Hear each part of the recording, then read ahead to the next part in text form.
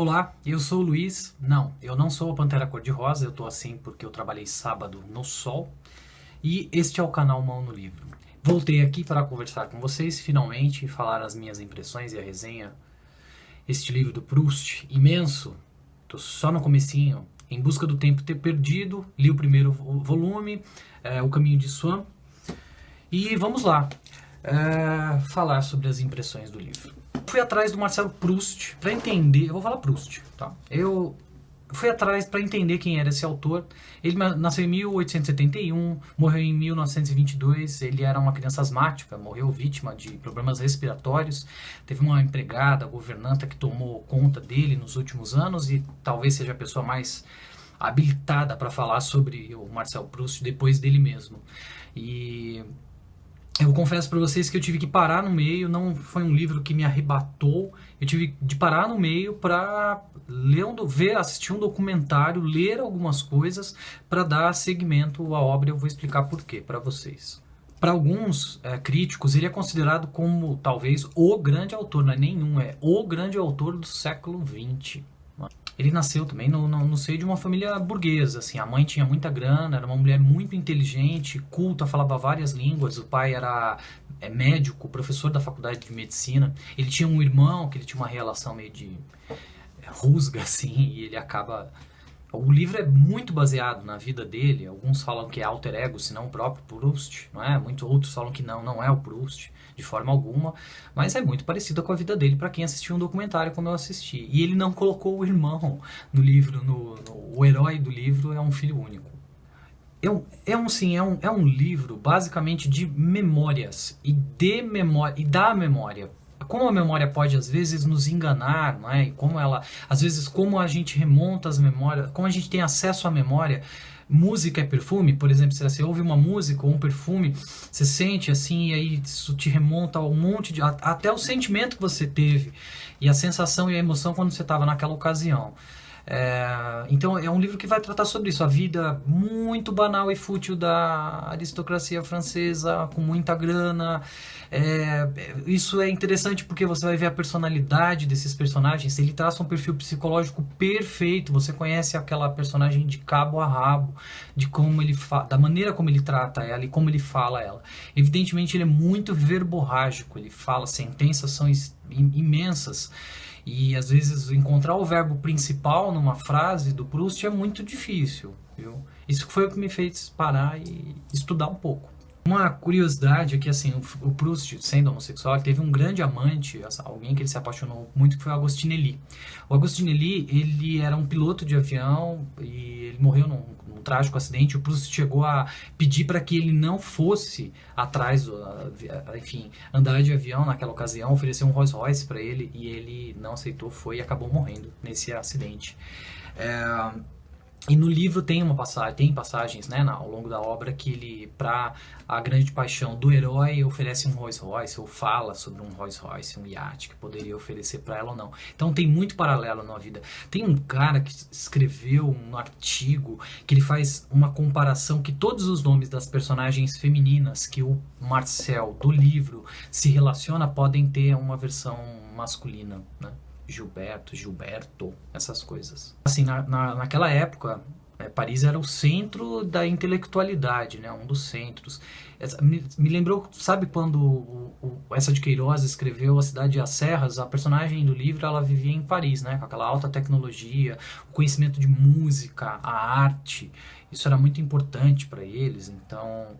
me lembrou muito A Cidade e as Serras, quando ele fala a parte que ele está em Paris, né? O personagem está em Paris, que ele acha aquilo fundamental, que ele jamais moraria no campo. O livro começa com uma espécie de algo onírico, o personagem, o narrador descrevendo quartos por onde ele passou e aquilo vai trazendo a memória dele, outras situações, até chegar ao ponto da infância, que ele vai dali para frente, a gente vai conhecendo toda a história. Vai apresentar na primeira parte, é dividido em 3 partes este livro. A primeira parte é Combray, a segunda parte é o Amor de Swan e a terceira parte, Terra dos Nomes, o nome.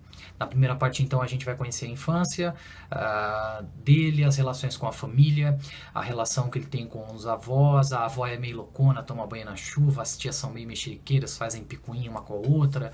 Ele tem uma tia Leonie, que é doente, tem uma empregada chamada François, que vai depois viver com ele e a família dele depois que a tia morre. Ela é bem fofoqueira. Essa François, ela tem uma relação estranha com a tia, e ela é meio maldosa em alguns aspectos. Tem uma hora que ela fica cozinhando só aspargo, e depois a gente descobre por quê. A tia fala, a gente vai ficar verde de tanto aspargo, e a gente descobre por quê. Ela tinha uma certa maldadezinha com os animais também. Nessa parte ele também já apresenta o personagem Swan, o Charles Swan, que depois ele vai ser melhor apresentado na segunda parte. O Swan tem uma filha, ele frequenta a casa dos pais e do avô, dos avós do Marcel.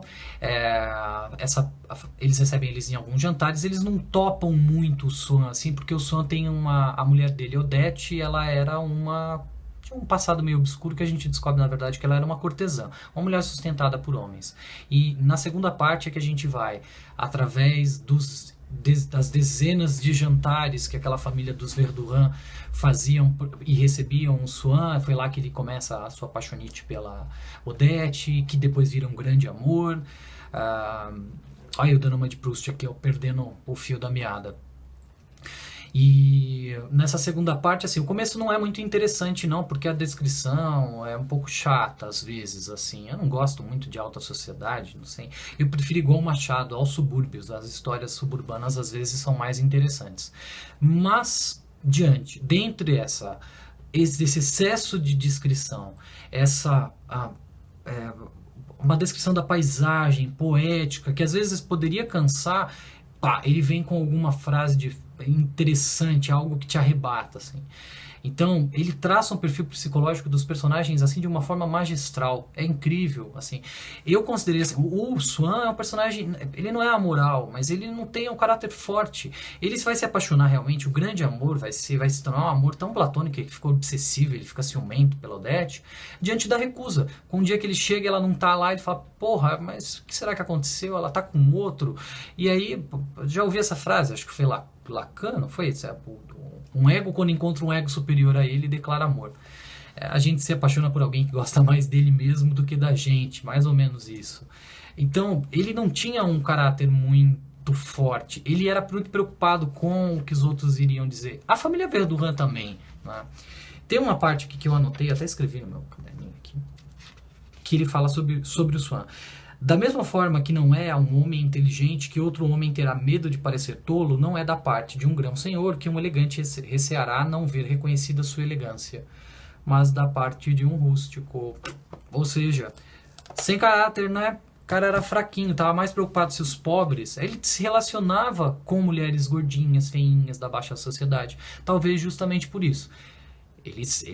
Claro, ele tinha um vasto conhecimento de arte, de música. Ele se apaixona por um trecho de uma música, que ele descobre que vai ter quem foi o autor dessa música, desse trecho. Esse autor, inclusive, assim, uma das passagens que eu achei cruéis. Ele tem uma filha homossexual. A homossexualidade vai estar ao longo da obra, assim, mais explícita em Sodoma e Gomorra, mas aqui a gente já tem uma prévia do que vai ser. E a filha homossexual, ela tem um amante, e elas fazem uma coisa depois que o pai morre, assim, achei tão desnecessário. Talvez ao longo da obra a gente entenda por que ela tratou daquela forma. E o pai morreu infeliz, coitado, por causa da filha, que era lésbica. Aí na terceira parte do livro, que é mais curtinha, ele volta a Paris, né? A primeira parte fala muito sobre Combray, a infância dele, os lugares e tal. E a última parte vai ele voltando a Paris, lá ele encontra de novo a filha do Swan, que ele tem uma apaixonite, começa a se apaixonar por ela. E, assim, eu não vou ficar contando muito do livro, não, né? Eu vou dar uma dica, assim, ó. Nota de rodapé. Tem muita nota de rodapé, mas essa nota de rodapé deve ser lida como spoilers. Porque tem muito, mas spoiler mesmo, não é assim. Esse não é um livro pra gente ler pensando que, eu quero descobrir se a mulher morre no final e quem matou foi o marido. Não é. Mas, assim, mesmo assim, as notas são desnecessárias. Tem algumas notas, assim, sabe? Aí você vai lá na nota, assim, esse momento a gente diz que fulano de tal, que vai morrer, e que a mulher que vai casar com o fulano de tal, vai ter uma filha assim e tal. Você fica, porra, mas pra que falar isso, né? Explique o nota de rodapé. Eu também vi assisti uma aula, videoaula de um professor, e ele fala sobre, ele recomenda não ler as notas de rodapé. Eu tô lendo nota de rodapé. Não foi um livro que me arrebatou, que deixou-me assim, estou apaixonado e tal, mas de qualquer forma, ter estudado um pouco mais sobre o autor me ajudou a entender por que que é assim. Acho que essa de Queiroz também foi assim. As aulas no cursinho me ajudaram, por que que esse cara escreve desse jeito, né? Deve haver alguma razão, e há alguma razão sim. Ele é um gênio, realmente, né? Não há... E eu tô interessado em continuar nessa. Se eu não tivesse, eu não teria o menor problema, tá? Não é blazer, não. Se eu não gostasse, eu ia dizer não gostei e não quero continuar lendo. Mas não, vale a pena, viu? Vale a pena. Tem gente que se apaixona, tal, legal. E aqui já tá o segundo volume que eu comprei, tô comprando aos poucos. A Sombra das Raparigas em Flor. Essa tradução também, ela é a tradução do Mário Quintana. Essa coleção aqui da editora... É editora Globo? Acho que é editora Globo. Eu não sei. E isto. É uma edição muito boa, tem esse negocinho assim bonitinho, e é fácil de ler, é muito bem montada. No finalzinho tem sempre, nessa edição aqui, tem um resuminho para você passar para a próxima, tem um pós-fácil, algumas instruções, é legal, edição boa. Vamos ao segundo volume, vamos ver o que as raparigas tem, essas raparigas. Beleza? Obrigado por terem assistido, obrigado por estarem aqui até agora. Quem gostou dá um joinha, quem não, um joinha ao contrário ou nada. E não esquece de se inscrever no canal, beleza? Eu volto aí com o outro livro que eu terminar, ou começar. Um abraço, tchau, tchau.